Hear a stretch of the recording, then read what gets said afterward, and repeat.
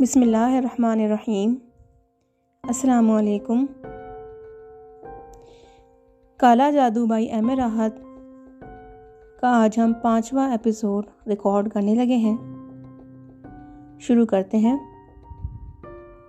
کمرے کے انتہائی سرے پر بنی ہوئی کھڑکی کے سامنے ایک نسوانی پیکر موجود تھا، جس کی پشت دروازے کی جانب تھی۔ گہرے نیلے لباس میں ملبوس سیاہ چوٹی کمر سے نیچے تک لٹکی ہوئی تھی۔ میں سکتے کی اسی حالت میں کھڑا ادھر دیکھتا رہا اور پھر بمشکل تمام میری آواز ابھری، سنیے، جس سے میں ہلکی سی تھرتھراہٹ ہوئی اور پھر اس نے اپنا رخ تبدیل کر لیا اور آنسوؤں سے لبریز ایک حسین چہرہ میری نگاہوں کے سامنے آ گیا۔ وہ بے حد حسین تھی، اس کے چہرے پر عجیب سی اداسیت چھائی ہوئی تھی۔ میں سکتے کے اس عالم میں سے دیکھتا رہ گیا۔ میں زندگی کے اس شعبے سے پوری طرح روشناس نہیں تھا، لیکن یہ سلگتا ہوا حسن میری آنکھوں کے راستے دل میں اترتا چلا گیا تھا۔ ان حسین اور بڑی آنکھوں سے، جن کے چہرے نقوش ان معمر خاتون سے کافی ملتے ہوئے تھے، آنسوؤں کی جھڑی لگی ہوئی تھی۔ میں چند قدم آگے بڑھا اور میں نے لرزتی ہوئی آواز میں کہا، سنیے، شاید آپ کا نام فریحہ ہے۔ یہاں سب لوگ اس غلط فہمی کا شکار ہیں کہ میں سرفراز ہوں۔ ان لوگوں نے مجھے ریلوے اسٹیشن پر دیکھا تھا، لیکن میں آپ کو یہ بتا دینا چاہتا ہوں خاتون کہ میرا نام سرفراز نہیں ہو سکتا۔ میرا چہرہ ان سے ملتا جلتا ہو کہ سب دھوکہ کھا رہے ہیں، لیکن آپ کو دھوکہ نہیں کھانا چاہیے۔ یہ غلط فہمی آپ کے لیے سب سے زیادہ بھیانک ہو سکتی ہے۔ وہ آنسو بھری نگاہوں سے مجھے دیکھتی رہی، پھر اس نے کہا، عامل پور کیوں آ گئے؟ تقدیر کا پھیر ہے، آپ سمجھدار ہیں، اچھا برا سوچ سکتی ہیں۔ اور ابھی میں نے اتنا ہی کہا تھا کہ خاتون فریحہ بے اختیار ہو گئی، دوڑ کر آگے بڑھی اور میں نے سینے سے سر ٹکا دیا۔ معاف کرو فرازی، مجھے معاف کر دو۔ میں اپنا تجزیہ نہیں کر پاتی تھی، مجھے اندازہ نہیں تھا میں تم سے دور رہ کر زندہ ترگور ہو جاؤں گی۔ فرازی، اب مجھے معاف کر دو۔ وہ سسک کر رونے لگی۔ میرے حواس معطل ہوئے جا رہے تھے، کچھ کر بھی نہیں سکتا تھا، سکتے کے عالم میں کھڑا رہا۔ فریحہ کے دل کی بھڑاس نکل گئی تو اس نے گردن اٹھا کر مجھے دیکھا، پھر بولی، مجھے معاف نہیں کرو گے؟ اس کے کچھ امکانات ہیں کہ آپ میں سے کوئی سمجھداری سے کام لے لے۔ میں نے گہری سانس لے کر کہا، تم یہ کہنا چاہتے ہو کہ تم سرفراز نہیں ہو؟ ہاں، میں سرفراز نہیں ہوں۔ پھر تم کون ہو؟ ایک تقدیر کا مارا۔ تم ہمارے ساتھ نہیں رہنا چاہتے؟ کاش رہ سکتا، میں نے کہا اور وہ مجھے دیکھتی رہی۔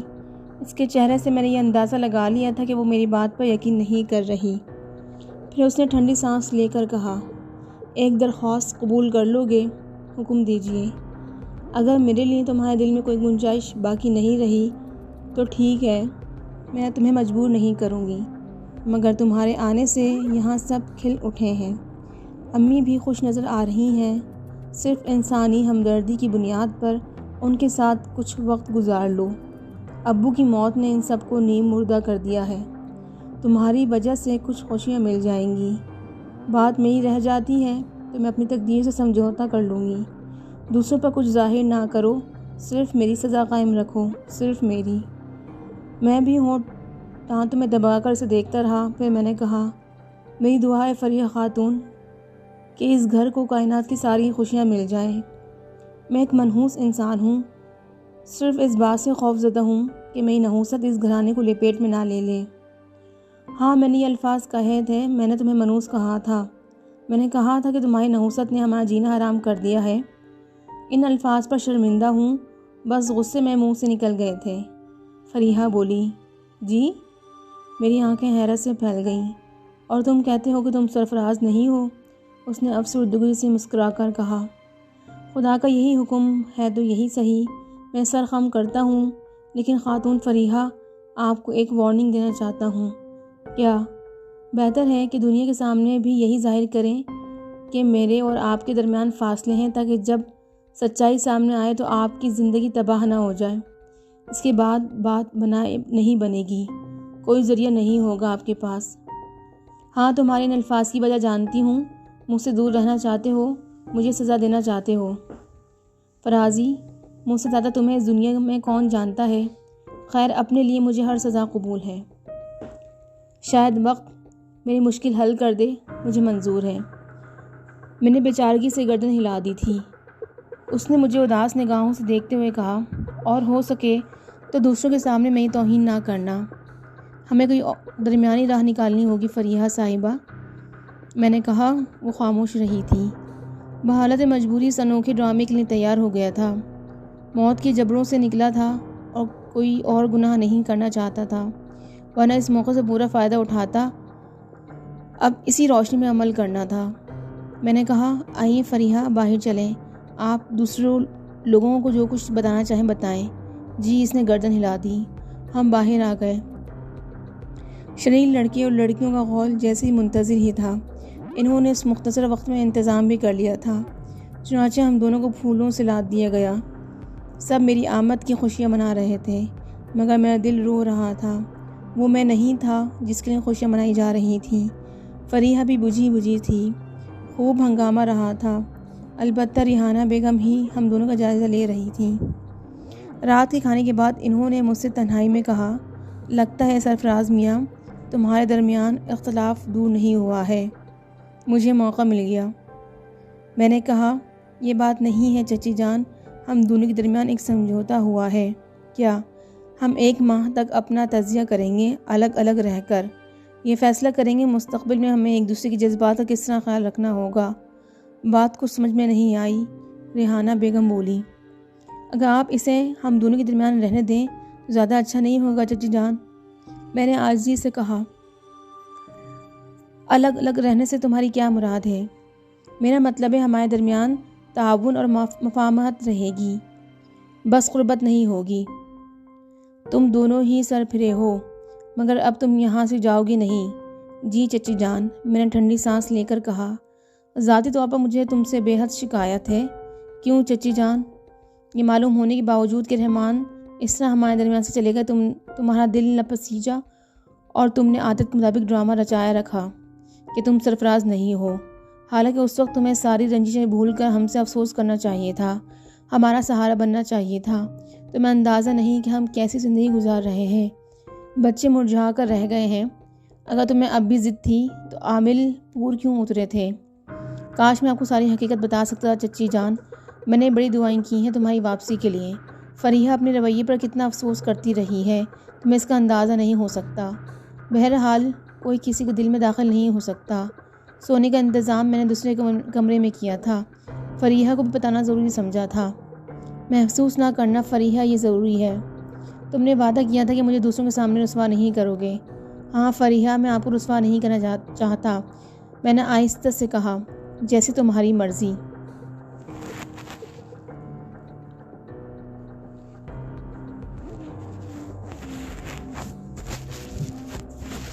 اس نے رندی ہوئی آواز میں کہا۔ دوسرا اور پھر تیسرا دن گزر گیا۔ حالات کسی قدر قابو میں آ گئے تھے۔ بڑی کوششوں سے مجھے یہاں کے حالات معلوم ہوئے تھے۔ رحمان صاحب کا گھرانہ تھا جس کا وسیع کاروبار وغیرہ تھا۔ 2 بیٹے شاکر اور عامر تھے، 4 بیٹیاں تھیں جن میں فریحہ سب سے بڑی تھی۔ اس کی شادی سرفراز سے ہوئی تھی جو دنیا میں تنہا تھا، چنانچہ اس سے گھر داماد بنا لیا گیا۔ خودسر اور سرکش مزاج نوجوان تھا، کسی کو خاطر میں نہیں لاتا تھا، فطرتاً انتہا پسند تھا۔ فریحہ بھی خود پسندی کا شکار تھی، چنانچہ دونوں میں اختلاف تھا۔ پھر ایک دن رحمان صاحب نے اسے طلب کر کے فریحہ کی شکایت پر برا بھلا کہا۔ فریحہ بھی باپ کے ساتھ تھی۔ سرفراز خاموشی سے گھر چھوڑ کر چلا گیا اور پھر واپس نہیں آیا۔ بعد میں فریحہ کو اپنی زیادتی کا احساس ہوا۔ رحمان صاحب بھی پشیمان تھے کہ بیٹی کا گھر بگڑ گیا۔ پھر اچانک رحمان صاحب پر دل کا دورہ پڑا اور وہ جانبر نہ ہو سکے۔ یہ کہانی تھی سرفراز کی۔ میں نے اس کی تصویریں دیکھی اور ششدر رہ گیا۔ ایسا انوکھا ہم شکل شاید ہی کبھی دیکھا گیا ہو۔ وہ لوگ کافی حد تک اس سلسلے میں بے قصور تھے۔ اصولی طور پر مجھے یہاں سے خاموشی سے نکل جانا چاہیے تھا، مگر میری بزدلی مجھے روک رہی تھی۔ اول تو میرے پاس ایک پیسہ بھی نہیں تھا، لباس بھی ان لوگوں کا دیا ہوا تھا، لباس تک سلامت نہیں تھا۔ اس عالم میں کیا فیصلہ کرتا؟ پھر باہر کا ہولناک ماحول، جس دن سے اس گھر میں داخل ہوا تھا باہر قدم نہیں رکھا تھا، سمجھ میں نہیں آ رہا تھا کیا کروں۔ کئی بار نیت میں خرابی آئی تھی مگر ضمیر زندہ تھا۔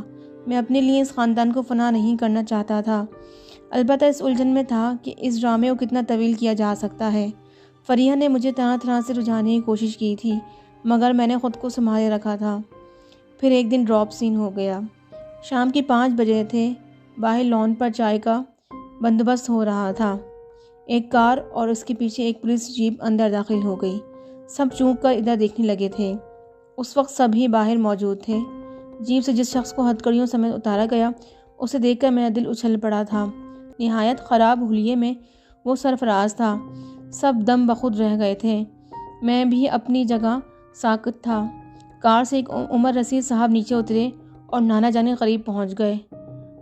حامد حسین صاحب، آپ بھی یہاں موجود ہیں؟ ہاں، بچی کا اصرار تھا، کچھ دن کے لیے آیا ہوں مگر یہ سب نانا جان بولے۔ بڑا پریشان کن مرحلہ ہے، ذرا انہیں دیکھیں، یہ کون ہے؟ اتنی دیر میں تمام لوگ اس سرفراز کے گرد جمع ہو گئے تھے۔ میرے قدم اپنی جگہ جمے ہوئے تھے۔ دل اندر سے چیخ رہا تھا، بھاگ جا، قیامت آ گئی ہے، بھاگ، فوراً بھاگ، مگر میں نہ بھاگ سکا۔ چچی جان، میں سرفراز ہوں، سرفراز مظلوم لہجے میں بولا۔ ساتھ کھڑے پولیس آفیسر نے اس کے منہ پر الٹا ہاتھ رسید کر دیا۔ تم سے بولنے کے لیے منع کیا گیا تھا۔ آپ بھی یہاں آ جائیے شاہ صاحب، نوارد نے کار کی طرف رخ کر کے کہا، اور اس میں سے ایک اور صاحب نیچے اتر آئے۔ سادہ لباس میں تھے مگر حلیے سے پولیس آفیسر معلوم ہو رہے تھے۔ یہ محکمہ پولیس کے بہت بڑے افسر ہیں، میرے پرانے ساتھی ہیں۔ محکمہ پولیس نے اس شخص کو گرفتار کیا ہے اور پولیس کا خیال ہے کہ یہ خطرناک قاتل ہے جسے سزائے موت ہو گئی تھی، لیکن یہ تختہ دار سے فرار ہو گیا۔ پولیس کے پاس اس کا مکمل ریکارڈ موجود ہے، جبکہ اس شخص نے یہ بات تسلیم نہیں کی اور اعلیٰ پولیس افسران سے کہا کہ انہیں غلط فہمی ہوئی ہے۔ وہ رحمان عظیم کا داماد ہے جو عامل پور کے رئیس ہیں۔ یہ بات شاہ صاحب کے علم میں آئی اور چونکہ شاہ صاحب یہ بات جانتے ہیں کہ میں عامل پور کا رہنے والا ہوں اور مرحوم رحمان میرے دوست تھے، چنانچہ انہوں نے مجھ سے رابطہ کیا۔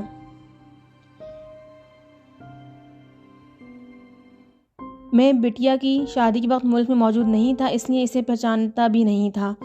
مرحوم رحمان کا حوالہ ایسا نہ تھا کہ میں اس بات کو نظر انداز کر دیتا۔ چنانچہ میں نے شاہ صاحب سے درخواست کی کہ وہ میری مدد کریں اور میں اپنے رزق پر صرف میری وجہ سے اس خطرناک مجرم کو یہاں لے کر آیا ہوں۔ اب آپ فیصلہ کریں۔ سب پر سکتہ طاری تھا اور میں خود بھی بت بنا کھڑا تھا۔ میرے اندر شدید کشمکش جاری تھی۔ چچی جان، للہ اس وقت پرانی رنجشوں کو ذہن میں نہ لائیں، میں موت کے دہانے پر ہوں، میری زندگی بچا لیں۔ فریحہ مجھے معاف کر دو، مجھے بچاؤ۔ اچانک ہی میرے ذہن میں شیشہ سا ٹوٹ گیا، ایک عجیب سا جذبہ دل میں ابھرا اور اندر ہی اندر سارے فیصلے ہو گئے۔ میں ایک قدم آگے بڑھ گیا، تب پہلی بار مجھے دیکھا گیا اور اب ان لوگوں پر حیرت کے دورے پڑے۔ شاہ صاحب اور رحمان صاحب کے دوست بھی دنگ رہ گئے تھے اور اصل سرفراز بھی۔ سب پھٹی پھٹی نگاہوں سے مجھے دیکھ رہے تھے۔ میں نے کہا، وہ سچ کہتا ہے شاہ صاحب، جس کے دھوکے میں اسے پکڑا گیا ہے وہ میں ہوں۔ قدرت نے نہ جانے کیوں ہم دونوں کو ایک ہی شکل دے دی ہے، اسے چھوڑ دیں، تختہ دار سے مفرور قاتل میں ہوں۔ شدید سنسنی پھیل گئی، سرفراز کا چہرہ کھل اٹھا۔ شاہ صاحب بہرحال پولیس والے تھے، فوراً سنبھل گئے۔ انہوں نے ساتھ آئے ہوئے پولیس والوں کو اشارہ کیا اور میرے گرد آ کھڑے ہوئے۔ شاہ صاحب نے کہا، تم پورے ہوش و حواس کے ساتھ یہ اعتراف کر رہے ہو؟ میں نے ہنستے ہوئے کہا، جی شاہ صاحب، بے ہوشی کے عالم میں تو اور ہی باتیں کی جاتی ہیں، اس بیچارے کو چھوڑ دیجئے، یہ خوش نصیب ہے، اپنے ساتھ بہت سے ہمدرد رکھتا ہے۔ میرا کیا ہے، مجھے تو موت نے گھیرا ہی ہوا ہے اور اس سے کہیں فرار حاصل نہیں کر سکتا۔ کیوں اس بیچارے کے ہاتھوں میں آپ نے ہتھکڑیاں ڈال رکھی ہیں؟ یہ سرفراز ہے، اس مجرم کی آپ کو تلاش ہے، وہ میں ہوں اور میرا نام مسعود ہے۔ شاہ صاحب کے ساتھ جو صاحب آئے ہوئے تھے اور جن کے بارے مجھے معلوم ہوا کہ وہ سول جج ہیں، حیرت سے مجھے دیکھ رہے تھے۔ انہوں نے بڑبڑاتے ہوئے چچی جان سے کہا، یہ کیا قصہ ہے بھابھی صاحبہ؟ لیکن چچی جان کے منہ سے کوئی اور آواز نہ نکل سکی تھی۔ فریحہ دم بخود تھی، تمام ہی لوگ ابھی تک برے حوال میں تھے۔ شاہ صاحب نے کہا، عجیب بات ہے، عجیب ہی بات ہے، دونوں ایک ہی شکل کے مالک ہیں اور یہ کہتا ہے کہ اصل مجرم یہی ہے اور در حقیقت ہمیں مسعود ہی کی تلاش تھی۔ اگر آپ لوگ مناسب سمجھیں تو تھوڑی دیر کے لیے اندر چلیں، ذرا تفصیلی گفتگو ہو جائے۔ آئیے مسعود صاحب، شاہ صاحب نے خاصی مہذب لہجے میں کہا اور میں نے شانے ہلا دیے۔ پولیس والے مجھے گھیرے میں لیے ہوئے تھے، لیکن میں تو خود ہی گھیرے میں آ گیا تھا۔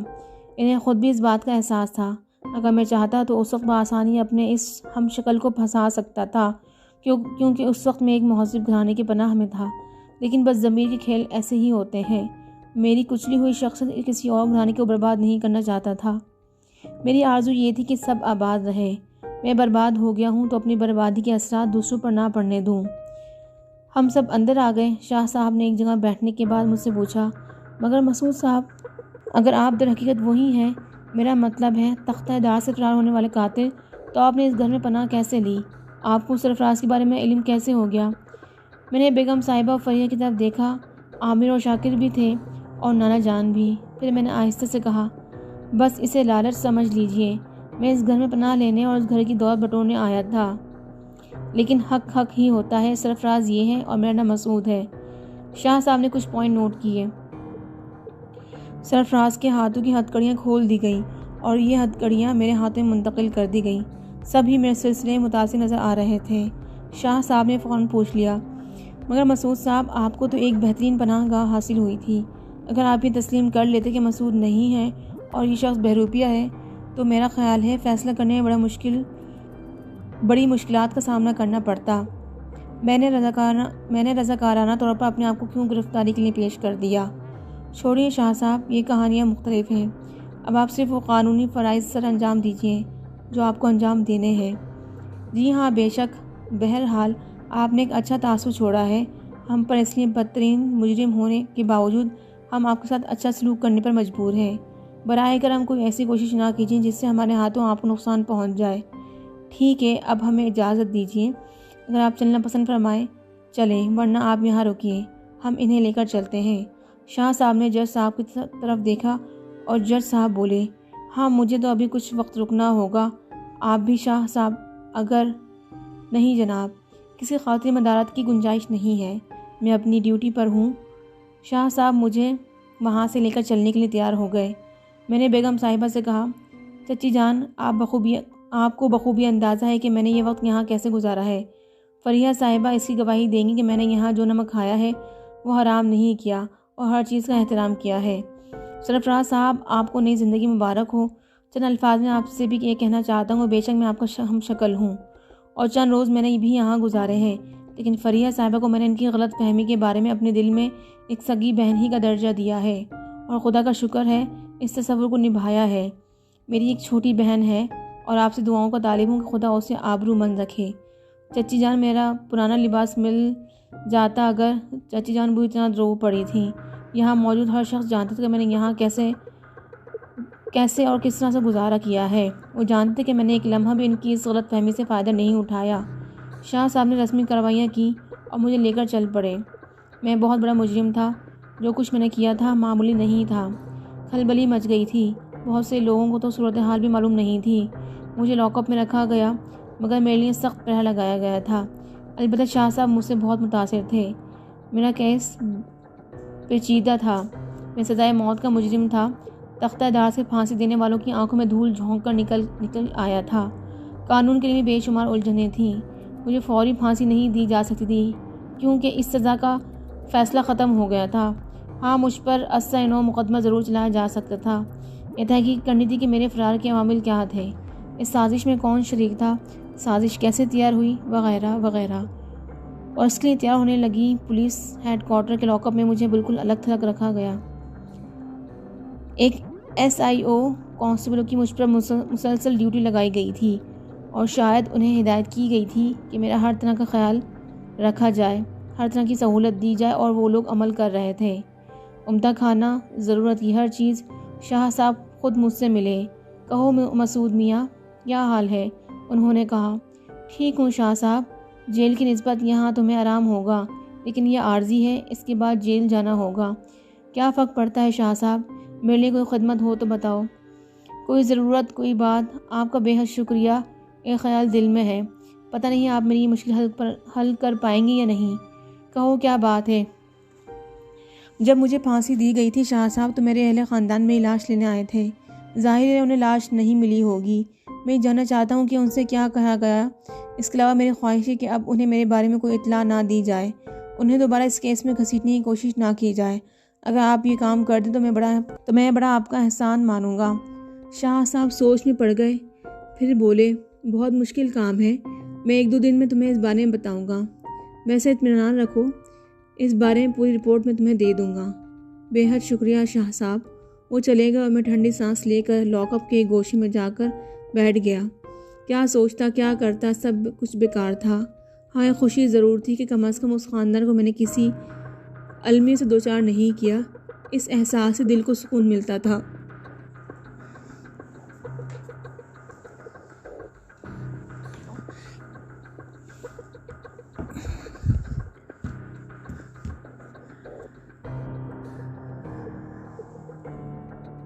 اس رات مجھے کھانا پیش کیا گیا۔ عمدہ قسم کی بریانی تھی، بھوک لگ رہی تھی۔ میں نے ہاتھ دھو کر کھانے کا آغاز کیا۔ بریانی کی پلیٹ میں چاولوں کے ساتھ مرغ کا گوشت نظر آ رہا تھا۔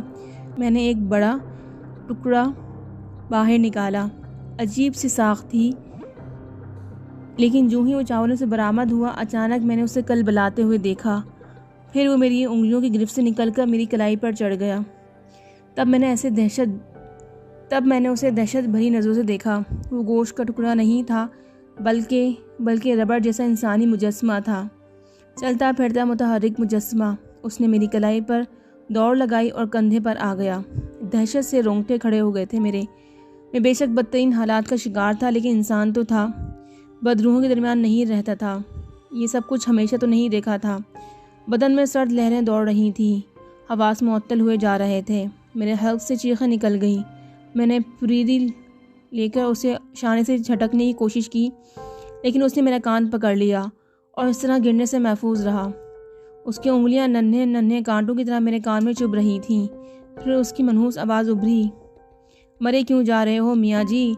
ہماری تمہاری تو پکی دوستی ہے، اب ہم سے گھبرایا نہ کرو۔ نیچے اتر مردود، میں تجھے مار ڈالوں گا۔ میں دہشت سے بھنچی ہوئی آواز میں کہا، ارے اچھل کود کرو گے تو سنتری تمہیں پاگل سمجھیں گی اور پاگلوں کو پاگل خانے میں رکھ کر مار لگائی جاتی ہے۔ بات کرنے آئے تم سے، آرام سے بیٹھو، بات کرو۔ سمجھ میں آیا یا نہیں؟ اس نے کہا۔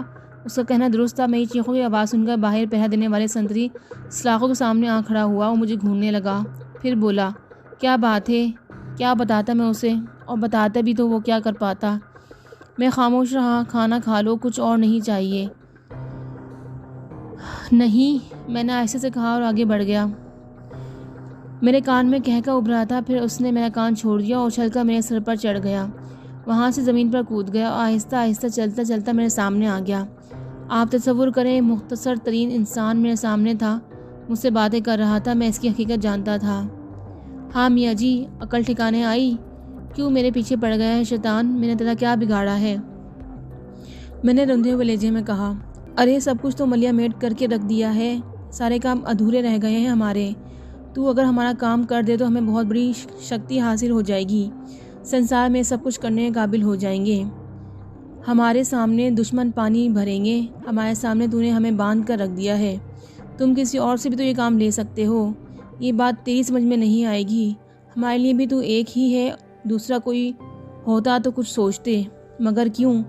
کہا نہ تجھ سے بات تیری سمجھ میں نہیں آئے گی، تو خود ہمارے پاس آیا تھا، ہم تو تیرے پاس نہ پہنچے تھے۔ جاپ کیا تھا ہم نے 100 دن، اور 100ویں دن جسے ہمارے پاس آنا تھا وہی ہمارے کام کا تھا۔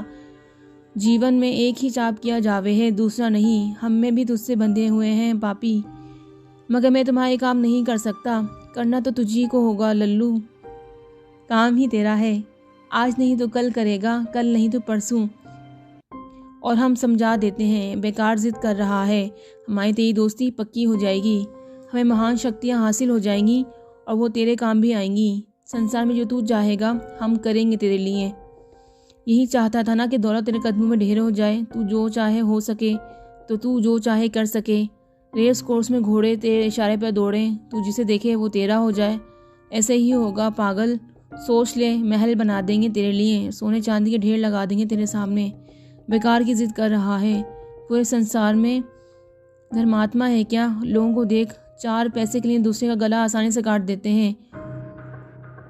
وہ گناہ نہیں کرتے کیا؟ تو ہمارا کام نہیں کرتا، نہ کر، سڑ کر مر جائے گا، کچھ دن کے بعد تیرے اپنے بھی تجھے بلا دیں گے، کوئی نام لیوا نہ ہوگا تیرا۔ کیا ملے گا تجھے؟ بول، کیا ملے گا؟ وہ مجھے خاموشی سے دیکھتا رہا، میں اسے خاموشی سے دیکھتا رہا۔ پھر بولا، یہ نہیں سوچا تو نے تیرا کوئی نام ہے؟ میں نے پوچھا۔ وہی سب بولتا رہا۔ اس کے بعد وہ مجھے خاموشی سے دیکھتا رہا۔ پھر بولا، یہ سب تو نہیں سوچتا کیا کہ تیرے پیچھے کون ہوگا تجھے پوچھنے والا؟ میں پھر چپ رہا۔ میں نے اس کو دیکھا اور پھر اسے پوچھا، تیرا کوئی نام ہے؟ بھوریا چرن ہے ہمارا نام، پر تجھے نام سے کیا ہے؟ مجھے سوچنے کے لیے وقت دے بھوریا چرن، کچھ وقت چاہیے مجھے۔ ٹھیک ہے، وقت لے لے، سوچیو اور ہمیں آواز دے لیجیو، جب بھی آواز دے گا ہم آ جائیں گے۔ ٹھیک ہے بھوریا چرن، مجھے موقع دے، میں سوچنا چاہتا ہوں، میں نے کہا۔ اس نے گردن ہلا دی۔ دنیا کا عجیب ترین انسان میرے سامنے تھا۔ کچھ دیر وہ وہاں رکا اور پھر اس نے میری طرف ہاتھ ہلایا اور سلاخوں کے دروازوں کی جانب بڑھ گیا۔ یہ سلاخیں کسی عام انسان کا راستہ روک سکتی تھیں، شیطان کا نہیں۔ وہ ان کے درمیان سے آرام سے نکلتا ہوا آگے بڑھا اور پھر میری نگاہوں سے اوجھل ہو گیا۔ میں دل چاہا کہ بھاگ کر اسے دیکھوں، کاش وہ کسی کی نگاہوں میں آ جائے اور اسے پکڑ لیا جائے، کچھ ہو جائے اس کے ساتھ، لیکن خود ہی اپنے خیال میں ہنسی آ گئی۔ اگر کسی نے دیکھ ہی لیا تو دہشت سے چیخیں مارتا ہوا بھاگ جائے گا، اس کا کوئی کیا بگاڑ سکتا ہے؟ وہ جب بالکل دور چلا گیا تو میں نے ایک ٹھنڈی سانس لی، بدن بری طرح نڈھال ہو گیا تھا۔ میں زمین پر لیٹ گیا۔ سامنے ہی بریانی کی پلیٹ رکھی ہوئی تھی، لیکن وہ میرے لیے ناپاک ترین تھی۔ وہ کمبخت پلیٹ میں گوشت کی جگہ چھپا ہوا تھا، سارے چاول غلیظ کر دیے تھے۔ بھلا اب ان چاولوں کا ایک دانہ بھی کھایا جا سکتا تھا؟ کرائیت آ رہی تھی مجھے اس پلیٹ سے۔ سنتری تھوڑی دیر کے بعد پھر میرے سامنے آ کر رکا اور کہنے لگا، کیا بات ہے، کھانا نہیں کھایا تم نے؟ کچھ طبیعت خراب ہے بھائی، کسی سے کہہ کر یہ چاول یہاں سے اٹھوا لو، میں نے عاجزی سے کہا، اور میری یہ عاجزی سنتری کو نرم کرنے کا باعث بن گئی۔ وہ میرے قریب رکا اور بولا، کیا بات ہے، کیسی طبیعت ہے؟ بدن ٹوٹ رہا ہے۔ سنتری چند لمحات کے بعد واپس چلا گیا۔ پھر 2 آدمی آئے اور چاول اٹھا کر لے گئے۔ اس سے زیادہ میں جیسے کسی انسان کے ساتھ کوئی ہمدردی نہیں کی جا سکتی تھی۔ در حقیقت بھوریا چرن کی جانے کے بعد میں نے اپنا تجزیہ کرنے لگا کہ خود مجھے کیا ہو گیا ہے۔ میرے عقیدے میں کبھی بھی ایسی پختگی نہیں تھی۔ میں تو ایک بدکار انسان تھا، اس میں کوئی شک نہیں کہ خاندان اچھا تھا، ماں باپ بہن بھائی نیک فطرت تسلیم کیے جاتے تھے۔ صرف میں ہی تھا جس نے اپنے خاندان کو بدنما بنا دیا تھا۔ لیکن میری یہ بدنمائی کہاں گم ہو گئی؟ میرے ذہن میں عقیدہ کیوں جاگا؟ پیر پھاگن کا مزار بے شک میرے لیے قابل احترام تھا، بہت بار گیا تھا ان کے مزار پر حاضری دینے، فاتحہ پڑھنے، لیکن یہ صرف روایت کے طور پر کیا تھا میں نے۔ عقیدت اور احترام کا کوئی جذبہ نہیں پل رہا تھا میرے سینے میں، جس کی بنا پر میں اپنا مستقل زندگی داؤ پر لگا دیتا۔ یہ جذبہ میرے سینے میں پہلے سے نہیں تھا، بلکہ اب پیدا ہو گیا تھا۔ نہ جانے کیوں میں اس سے اتنی ضد کر رہا تھا۔ اگر اسے تعاون کر کے اس کے کہنے کے مطابق پیر پھاگن کے مزار پر حاضری کی کوشش جاری رکھتا تو ہو سکتا ہے کامیابی حاصل ہو جاتی، اور اگر میں نہیں جا پاتا تو میں شیطان سے کہہ دیتا کہ یہ میرا قصور نہیں۔ وہ اس قصور کو میرا قصور قرار دے بھی نہیں سکتا تھا۔ میں بھی تو اسے یہ بات کہہ سکتا تھا کہ اس کی شکتی، اس کی قوت پیر پھاگن کے مقابلے میں ناکام رہی ہے، بھلا میں کیا کر سکتا ہوں؟ اور یہ خیال نہ جانے کیوں میرے ذہن میں جڑ پکڑنے لگا تھا کہ اگر ایسی ہی کوئی بات ہے اور میں شیطان کی پتلی کو وہاں لے جانے میں اگر ناکام ہو جاتا ہوں تو مجھ سے کیا کہہ سکے گا؟ لیکن دوسرے ہی لمحے میرے ذہن میں ایک اور خیال آیا، اگر اس میں کامیابی ہو گئی تو کیا میں ایک گناہ عظیم کا مرتکب نہیں ہوگا؟ ایک ناپاک روح کو ایک مقدس جگہ پر پہنچانے کا باعث نہیں بن جاؤں گا؟ ٹھیک ہے، مجھے گندی قوتیں حاصل بھی ہو جائیں گی تو کیا میرے لیے کارآمد ہو سکیں گی؟ کیا مجھ سے میرا دین، میرا ایمان نہیں چھن جائے گا؟ نہ جانے کیوں دل اور دماغ میں شدید کشمکش ہونے لگی اور مجھے ایک خوشگوار احساس ہوا، گویا مجھ جیسے بد نیت انسان کے سینے میں بھی ایمان کا جذبہ موجود ہے، اور یہ خوشی بڑھتی چلی گئی۔ مجھے اپنا وجود ہلکا ہلکا محسوس ہونے لگا، یوں لگا اس تصور نے میرے اندر ایک نئی روح پھونک دی۔ اس سے پہلے تو کبھی ایسی نیک باتوں پر غور کبھی نہیں کیا تھا، لیکن آج نہ جانے کہاں سے بہت سے اقوال یاد آ رہے تھے۔ نیکیوں کے راستے مصیبتوں اور پریشانیوں سے گزرتے ہیں، لیکن ان کا اختتام خوشگوار ہوتا ہے، جبکہ بدی کے راستے بہت خوبصورت ہوتے ہیں اور تباہیوں کے غاروں پر جا کر ختم ہو جاتے ہیں۔ اگر مجھے اپنی بدنما زندگی میں کوئی نیک کام کرنے کا موقع ملا ہے تو میں اسے ہاتھ سے کیوں گنواؤں؟ اپنے آپ کو امتحان میں کیوں نہ ڈال دوں؟ شاید میری برائیوں کا کفارہ ہو جائے۔ ہرگز نہیں، مردود شیطان بھوریا چرن، تیرا کام تو میں کبھی نہیں کروں گا، چاہے اس لیے مجھے کیسی مشکلات سے کیوں نہ گزرنا پڑے۔ دوسرا دن حسب معمول تھا۔ صبح کا ناشتہ میں نے رغبت سے کیا۔ کسی اور نے مجھ سے کوئی ملاقات نہیں کی تھی، لیکن دوپہر کو 12:30 بجے قریب میری ملاقات آئی اور مجھے کچھ لوگوں کے سامنے پہنچا دیا گیا۔ فریحہ، ریحانہ بیگم اور سرفراز تھے۔ ان سب کی آنکھوں میں میرے لیے رحم دلی تھی، ہمدردی کے آثار تھے۔ ریحانہ بیگم کی آنکھیں تو آنسوؤں سے بھیگ رہی تھیں۔ فریحہ مجھے عجیب نگاہوں سے دیکھ رہی تھی۔ ریحانہ بیگم کہنے لگی، مسعود بیٹے، اپنے اہل خاندان کا پتہ بتاؤ، آپ ان سے مل کے ان کی مشکلات کا حل بھی تلاش کریں گے۔ میں نے ریحانہ بیگم سے کہا، نہیں آنٹی، آپ یہ سب نہ کریں۔ میرے بارے میں مناسب سمجھیں تو آپ شاہ صاحب کے سلسلے میں شاہ صاحب سے ساری تفصیلات معلوم کریں۔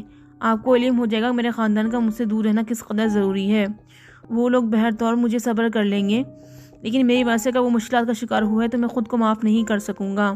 ہم جان کی بازی لگا دیں گے، تم فکر مت کرو۔ ٹھیک ہے، کوئی بات نہیں، شاہ صاحب سے بات کر لیں گے ہم۔ اور ہاں، یہ بتاؤ تمہارے لیے اور کیا کیا جا سکتا ہے؟ کسی چیز کی ضرورت ہو تو بتا دو۔ میری دعائیں ہیں کہ آپ سب لوگ خوش رہیں۔ اس عذاب کا شکار ہوا ہوں، اس سے آپ لوگ نکالنا چاہیں تو نکال نہیں سکتے۔ آپ کی بس کی بات نہیں ہے، بس ہو سکے تو میرے لیے دعا کر دیں۔ خیر، یہ تمہارا اپنا خیال ہے، ہم کچھ کرنے کے بعد ہی تمہارے پاس واپس آئیں گے۔ آرام سے رہو، اور اگر ہو سکے تو اللہ کے بعد ہم پر اعتبار کر لو۔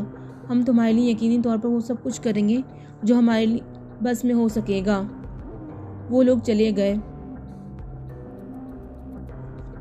اور میں ان اچھے لوگوں کے بارے میں سوچنے لگا، بھلا میں نے کیا ہی کیا تھا؟ میں تو اپنے ہی عذاب میں گرفتار تھا، اور کیا ضروری تھا کہ وہاں اگر میں سرفراز کی حیثیت قبول بھی کر لیتا تو ان ساری مصیبتوں سے محفوظ رہ جاتا؟ ناممکن ہی تھا، ایک طرح سے ناممکن ہی تھا، کیونکہ بھوریا چرن مجھے ضرور تلاش کر لیتا۔ چند روز مزید یہاں رہنا پڑا اور پھر ایک دن جیل کی گاڑی آئی اور مجھے اس میں بٹھا کر جیل پہنچا دیا گیا۔ گویا جیل دوسرے شہر کی تھی، لیکن جیلوں سے مختلف نہیں تھی۔ یہاں بھی غالباً میرے بارے میں رپورٹ دے دی گئی تھی۔ میں نے جیل میں بھی ایک قیدی کو قتل کر دیا تھا۔ چنانچہ جیلر صاحب نے، جو بہت سخت انسان معلوم ہوتے تھے، مجھے پہلے تو کچھ نصیحتیں کی اور کہا کہ وہ ذرا مختلف قسم کے آدمی ہے، میرے ہاتھ پاؤں بآسانی توڑ دیں گے اور مجھے اس قابل نہیں چھوڑیں گے کہ میں کسی کو نقصان پہنچا سکوں۔ بہتر طریقہ یہی ہے کہ میں انسانوں کی مانند یہاں رہ کر اپنی قسمت کے فیصلے کا انتظار کروں۔ میں نے گردن جھکا کر جیلر صاحب سے کہا تھا کہ انہیں مجھ سے کوئی شکایت نہیں ہوگی۔ ان دنوں میرے لیے ایک شدید آرزو پیدار ہو رہی تھی، وہ یہ کہ کالے جادو کا توڑ بھی ہوتا ہے۔ قرآنی آیت، اللہ کا کلام ہر قسم کے جادو کو ختم کرنے کی قوتیں رکھتا ہے۔ اگر مجھے کوئی ایسا علم آ جائے کہ میں بھوریا چرن کو خود سے دور رکھ سکوں تو یہ میرے لیے بہت بہتر ہوگا۔ خود تو زندگی میں کچھ نہیں کیا تھا، حالانکہ والدین نے پڑھانے کی بہت کوشش کی تھی اور دین سے واقف کرانے کے لیے بھی کاروائیاں کی تھیں، مگر مجھ پر بچپن سے ہی شیطان سوار تھا اور میں نے ان کے کہے کو بھی کبھی نہیں مانا تھا۔ آج اس بات کا شدید افسوس تھا، اپنے طور پر ہی کچھ نہ کچھ کر پاتا، چاہے باہر سے کسی مدد نہ لیتا، لیکن اس سے محروم تھا۔ یہ محرومی بعض اوقات بڑا دل دکھاتی تھی۔ جیل آنے کے تیسرے دن شاہ صاحب میرے پاس پہنچے، روس کی وردی میں تھے۔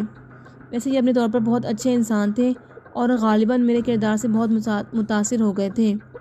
مجھ سے سلام دعا کی اور کہنے لگے، جج صاحب بھی تم سے ملنا چاہتے تھے، کسی وقت آئیں گے تمہارے پاس، تمہارے بارے میں بہت سی باتیں ہوئی تھیں ان سے۔ ویسے تم نے جو ذمہ داری میں سپرد کی تھی میں نے اسے پورا کیا ہے، لیکن تمہارے لیے کچھ افسوسناک اطلاعات ہیں۔ میرا دل مچھلی کی طرح تڑپنے لگا۔ میں نے عجیب سی نگاہوں سے شاہ صاحب کو دیکھا اور بمشکل تمام کہا، کیا اطلاعات ہیں؟ شاہ صاحب جلدی بتائیے، خدارا جلدی بتائیے۔ وہاں تمہارے اہل خاندان محفوظ نہیں رہے اور وہ بھی مصیبتوں کا شکار ہو گئے۔ میں نے دونوں ہاتھ دل پر رکھ لیے اور دھڑکتے دل کے ساتھ پوچھا، کیا ہوا؟ کیا بات ہو گئی؟ تمہارے سلسلے میں اہل محلہ تمہارے گھرانے سے کافی بددل ہو گئے تھے۔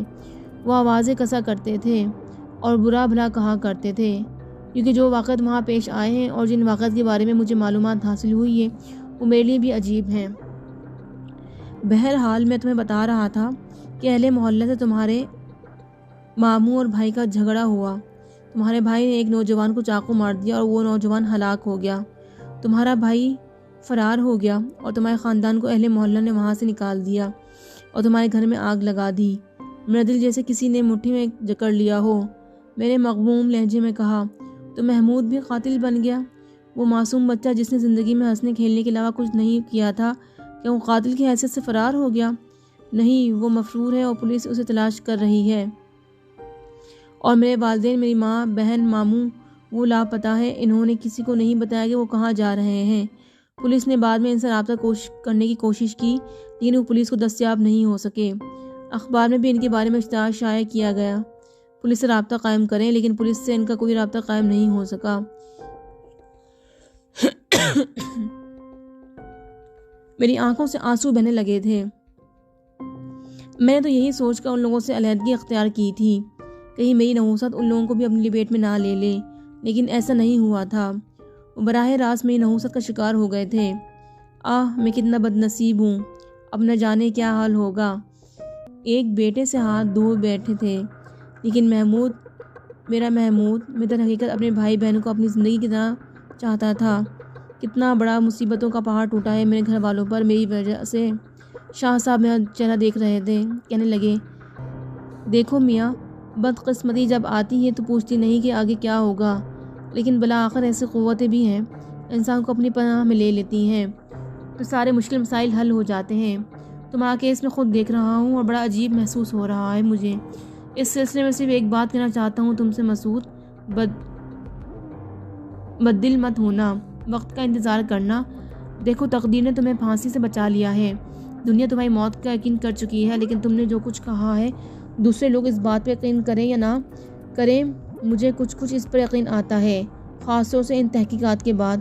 میں نہیں کہتا کہ قانون میں تمہارے لیے کوئی لچک ہو سکتی ہے، تمہارا مقدمہ ازسر تیار ہو رہا ہے اور سرکاری وکیل اس سلسلے میں فیصلہ کر رہے ہیں کہ تمہارے لیے کیا کیا جائے، لیکن میں ذاتی طور پر کوشش کروں گا کہ تمہیں کسی حد تک رعایتیں مل جائیں۔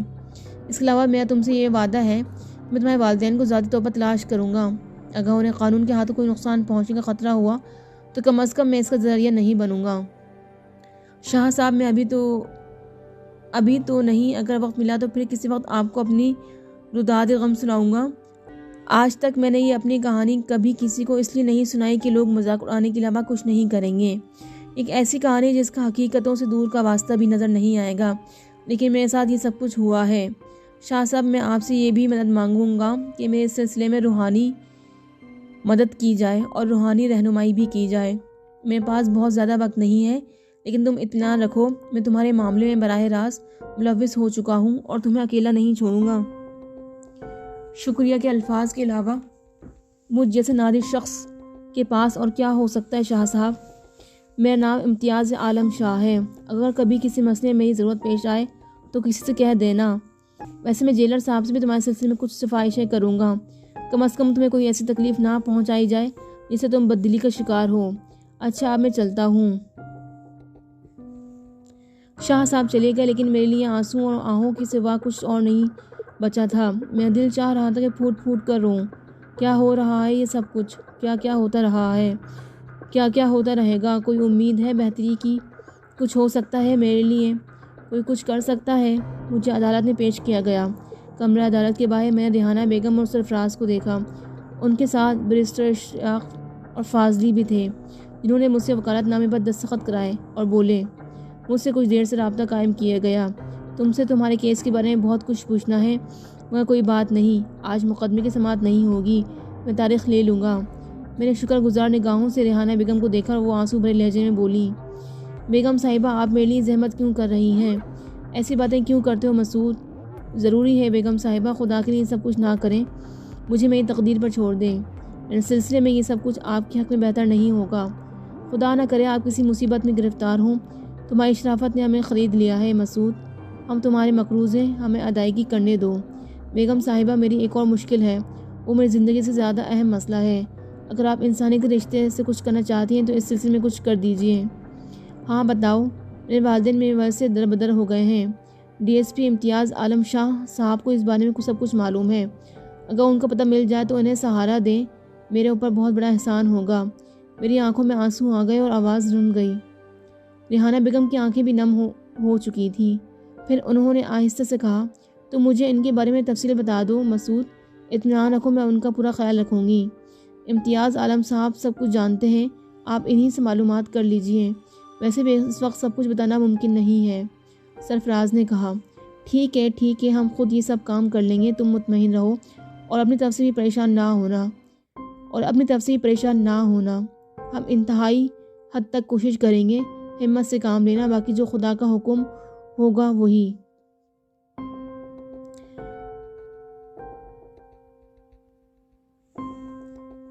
اس کے بعد کیا ہوا انشاءاللہ یہ ہم اگلے ایپیسوڈ میں کور کریں گے۔ جب تک کے لیے خدا حافظ۔